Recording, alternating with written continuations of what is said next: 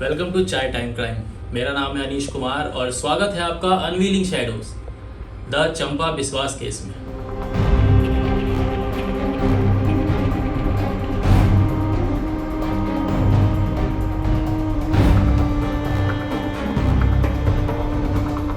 आज हम एक ऐसे अंधेरे सच्चाई को एक्सप्लोर करेंगे जिसने एक महिला के जीवन को तब्दील कर दिया और एक राष्ट्र को चौंका कर रख दिया। हमारी कहानी शुरू होती है बिहार से।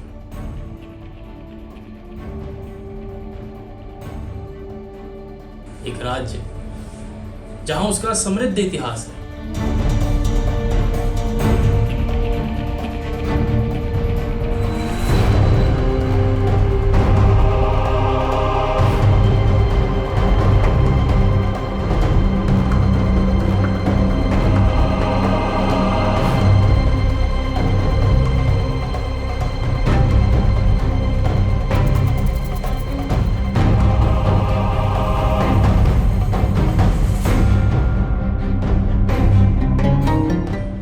एक इतिहास वो भी है जिसे राजनीतिक हिंसा ने दबा दिया था।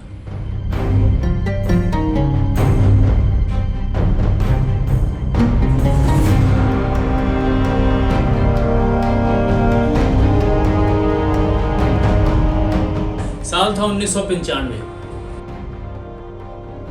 एक समय जब व्यवस्था के बढ़ाव में अभाव रह रहा था।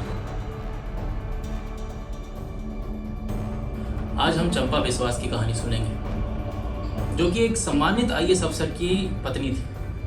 2 साल तक चलने वाले एक भयावह अपराध ने उनकी जिंदगी तब्दील कर दी। चंपा के अनुभव ने 2 साल तक चलने वाले एक भयावह अनुभव का प्रतिनिधित्व किया, जिसने उन्हें तोड़कर रख दिया। और फिर उन्होंने फैसला कर लिया कि अब काम उन्हीं के हाथों में है। चंपा बिस्वास ने न्याय की तलाश में एक आशा की किरण ढूंढी और इस उद्देश्य के लिए उन्होंने पत्र लिखा उप राजभवन के शासक श्याम सुंदर भंडारी को।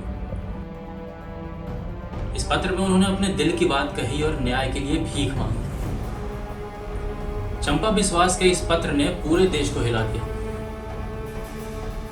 और राजनीति के अंधेरे कोनों को प्रदर्शित किया। ये मामला एक आम महिला से बड़ा हुआ जो राजनीति, सत्ता और समृद्धि की ओर इशारा करने लगा। आरोपों की उंगली उठाई गई मृत्युंजय यादव के लिए, लेकिन ये मामला एक व्यक्तिगत मामला नहीं था। ये एक व्यवस्था के भ्रष्टाचार, सत्ता के दुरुपयोग और चुप होने की संस्कृति के खिलाफ युद्ध था। भूपति भूषण बिस्वास, एक सम्मानित आईएएस अधिकारी, बड़े विरुद्धकारकी के रूप में आए। मृत्युंजय यादव बिहार के तब के मुख्यमंत्री लालू प्रसाद यादव के वैध के कथित प्रतिद्वंद का हिस्सा बन गए। जब मामला सामने आया तब न्याय के पहिए धीरे धीरे घूमने लगे।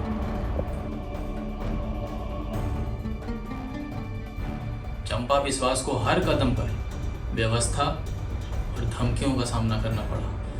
चंपा का संघर्ष सिर्फ उनके लिए नहीं था, वो हर एक असुरक्षित भारतवासी के लिए था जो छुपी में सहने के लिए मजबूर थे। चंपा के साहस ने एक आंदोलन को जन्म दिया था, जिसने सत्ता और आलोचना की छाया को उजागर करने के लिए रोशनी का काम किया। जब मामला सामने आया तब न्याय के पहिए धीरे धीरे घूमने लगे। पटना पुलिस ने आज सुबह बेली रोड के ऑफिसर्स फ्लैट पर छापा मारकर चंपा बिस्वास बलात्कार कांड के आरोपी मृत्युंजय यादव उर्फ बबलू को गिरफ्तार कर लिया। और चंपा को हर कदम पर व्यवस्था और धमकियों का सामना करना पड़ा। भगवान के लिए भागने को मजबूर हुई चंपा और उसका परिवार, जो अपने कल की भयानक परछाइयों से परेशान थे। चंपा के एक बयान ने भयानक सच्चाई प्रकट की। उनका जवाब ना था, लेकिन उनकी माँ, 2 नौकरानियां, उनकी भतीजी कल्याणी दुर्भाग्यपूर्ण अपराधियों के हाथों का शिकार हुई। मामला आगे बढ़ने पर यह एक राजनीतिक प्रतिद्वंद का युद्ध बन गया।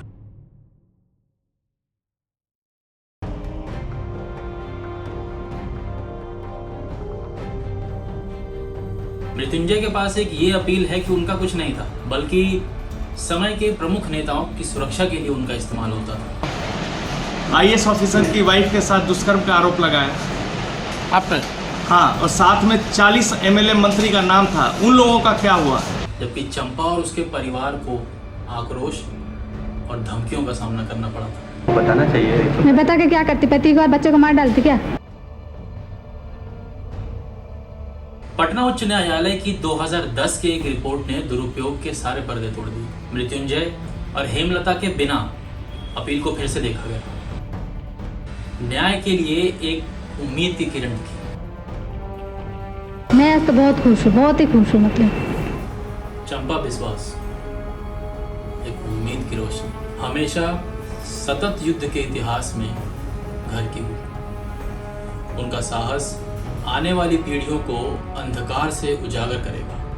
वो न्याय के लिए लड़ी और सत्ता के प्रश्नों को बदलने के लिए प्रतिज्ञा की।